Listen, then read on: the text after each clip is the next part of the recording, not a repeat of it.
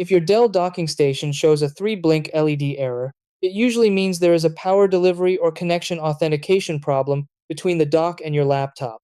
The docking station may be receiving power, but it cannot properly communicate with the system. Start by performing a power cycle reset. Disconnect the dock from power and your laptop, wait about 30 seconds, then reconnect everything again. This often clears temporary communication faults.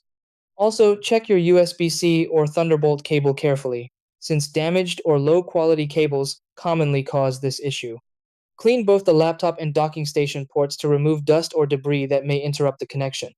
If the problem continues, update your dock firmware, drivers, and laptop BIOS using Dell Command Update or Dell Support tools. Outdated software can prevent proper device authentication.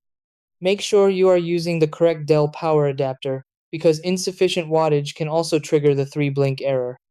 Finally, try connecting the docking station to another laptop to confirm whether the issue is with the dock itself or your system setup.